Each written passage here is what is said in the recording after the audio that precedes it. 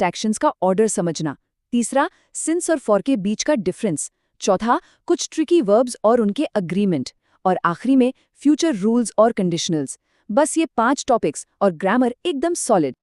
तो चलिए सीधे चलते हैं हमारे पहले टॉपिक पर, सिंपल पास्ट को मास्टर करना। और ये रहा हमारी उस पहली पजल का जवाब। देखिए, हैज़ वेंट बोलना ना एक बहुत बड़ा ब्लंडर है। यहाँ हो क्या रहा है, दो अलग अलग टेंसेस आपस में टकरा रहे हैं।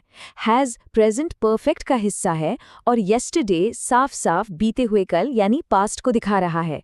ऊपर से हैज़ के साथ हमेशा वर्ब की थर्ड फॉर्म आती है, वेंट नहीं। इस टकराव को खत्म करने के लिए हमें इसको सिंपल रखना होगा। सही सेंटेंस बनेगा, he went to the market yesterday. बिल्कुल सिंपल और क्लियर। अब देखिए इसका रूल क्या कहता है। कुछ टाइम वर्ड्स होते हैं जो एकदम ट्रिगर की तरह काम करते हैं। जैसे ही आपको येस्टरडे, अगो या लास्ट नाइट दिखे तो बिना सोचे समझ लीजिए कि यहाँ सिर्फ और सिर्फ सिंपल पास्ट आएगा। एक और बहुत ज़रूरी बात, अक्सर लोग फ्लो में I did not saw him बोल देते हैं। ये गलत है। डिड नॉट के साथ हमेशा वर्ब की बेस फॉर्म यानी V1 आती है, तो सही होगा I did not see him. हमेशा याद रखिएगा। अब आते हैं अपने दूसरे पड़ाव पर, दो पास्ट एक्शंस का क्रम यानी सीक्वेंस। एक और ड्रामा मिस्ट्री देखते हैं। इस सेंटेंस पर ध्यान दीजिए, when I reached the station the train already left. अब सोचिए, आप स्टेशन पहुंचे पास्ट में और ट्रेन भी चली गई पास्ट में, लेकिन क्या दोनों काम एक ही सेकंड पर हुए? बिल्कुल नहीं। क्रोनोलॉजिकल ऑर्डर में देखें तो यहाँ कुछ मिस हो रहा है ना? और यही चीज़ हमें समझाती है कि grammar in double past actions को कैसे हैंडल करता है। देखिए, पास्ट में जो घटना सबसे पहले घटी यानी ट्रेन का निकलना, उसे दिखाने के लिए पास्ट परफेक्ट यानी हैड के साथ V3 का आना बहुत ज़रूरी है। और जो काम उसके बाद हुआ यानी आपका स्टेशन पहुंचना, वो सिंपल पास्ट में रहेगा। तो सही क्या होगा? The train had already left. चलिए इसका एक और प्रैक्टिकल एग्जाम्पल देखते हैं। अगर हम कहें by the time we reached the movie started, तो ऐसा लगता है जैसे हमारे पहुंचते ही मूवी शुरू हुई। लेकिन अगर मूवी पहले ही शुरू हो चुकी थी तो हमें टाइम को थोड़ा पीछे ले जाने के लिए हैड स्टार्टेड बोलना पड़ेगा। देखा आपने, ये छोटा सा शब्द हैड पूरे सेंटेंस का मीनिंग कितना क्लियर कर देता है। आगे बढ़ते हैं अपने तीसरे सेक्शन की तरफ, टाइम ड्यूरेशन सिंस बनाम फॉर। ये काफी कंफ्यूजिंग होता है। खैर, इन दोनों के बीच का डिफरेंस ना काफी क्लियर है, बस थोड़ा ध्यान देने की जरूरत है।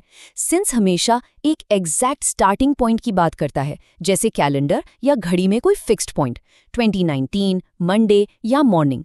वहीं दूसरी तरफ फॉर हमेशा एक ड्यूरेशन को मेजर करता है, जैसे कितना लंबा समय बीता, 5 साल, 10 दिन या 2 घंटे।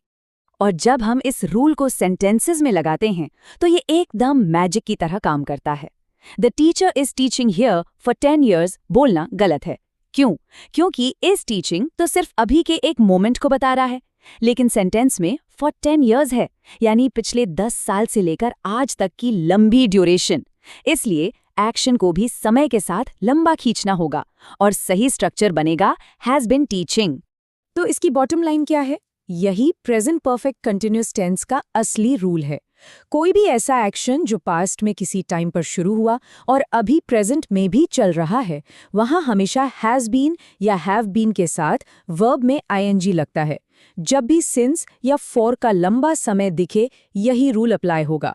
ओके, आइए चौथे टॉपिक पर चलते हैं, ट्रिकी वर्ब्स और उनका अग्रीमेंट। ये काफी इंटरेस्टिंग है। ये देखिए ग्रामर का classic neither nor trap. Neither he nor his friends was present there. अब बेचारा वर्ब वॉज कंफ्यूज्ड है। वो सोचेगा कि मैं सिंगुलर ही के पास जाऊं या प्लूरल फ्रेंड्स के पास।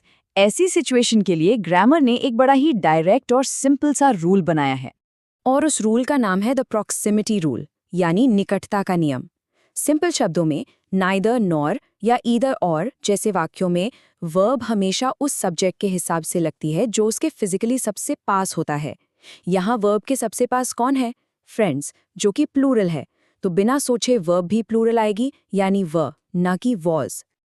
अब एक और ट्रिकी वर्ब को देखते हैं, नो, यानी जानना। हम अक्सर लोगों को कहते हुए सुनते हैं I am knowing the answer. Technically ये बिल्कुल गलत है। नो एक स्टेटिव वर्ब है। स्टेटिव वर्ब मतलब ये दिमाग की एक स्टेट या स्थिति को दिखाता है किसी चल रहे फिजिकल एक्शन को नहीं। इसलिए इसके साथ जनरली आईएनजी नहीं लगता। सही और नेचुरल तरीका हमेशा आई नो कहना ही है। और अब हम आ गए हैं इस एक्सप्लेनर के आखिरी हिस्से पर, फ्यूचर रूल्स और कंडीशनल्स। यहाँ फ्यूचर में किसी काम के कंप्लीट होने की बात हो रही है, वो भी एक डेडलाइन के अंदर। विल कंप्लीटेड पढ़ने में ही अजीब लग रहा है ना? क्योंकि विल के साथ डायरेक्ट वर्ब की थर्ड फॉर्म यानी V3 तो कभी आती ही नहीं है। जब बात किसी काम के अगले महीने तक पूरा होने की हो तो हमें फ्यूचर का एक अलग स्ट्रक्चर चाहिए। और वो स्ट्रक्चर है फ्यूचर परफेक्ट टेंस। जब भी सेंटेंस में बाय के साथ फ्यूचर का कोई टाइम हो, जैसे बाय नेक्स्ट मंथ या बाय 10 PM, तो समझ लीजिए ये एक स्ट्रिक्ट डेडलाइन है। ऐसे में हम हमेशा विल हैव के साथ वर्ब की थर्ड फॉर्म यानी V3 लगाते हैं। ये गारंटी देता है कि फ्यूचर के उस वक्त तक वो काम 100% पूरा हो चुका होगा। चलिए फटाफट एक रिकैप कर लेते हैं कि ये सब रूल्स एक साथ कैसे काम करते हैं। इन 4 सेंटेंसेस को देखिए। शी हैज रिटन, एकदम सही, present perfect. Married for 10 years, duration एकदम करेक्ट। यूजुअली ड्रिंक्स, डेली आदत, तो सिंपल प्रेजेंट। और आखिरी, had met him before he left, वही पास्ट के 2 एक्शंस का परफेक्ट क्रोनोलॉजिकल सीक्वेंस जो हमने अभी सीखा। तो आखिरी में आइए एक छोटी सी पजल के साथ आज का ये ग्रामर एक्सप्लेनर खत्म करते हैं। ध्यान से सुनिए। If it will rain we shall stay home. बात तो फ्यूचर की हो रही है, पर क्या इफ वाले कंडीशनल हिस्से में विल लगाना चाहिए या फिर यहाँ प्रेजेंट टेंस का कोई छुपा हुआ रूल काम करता है?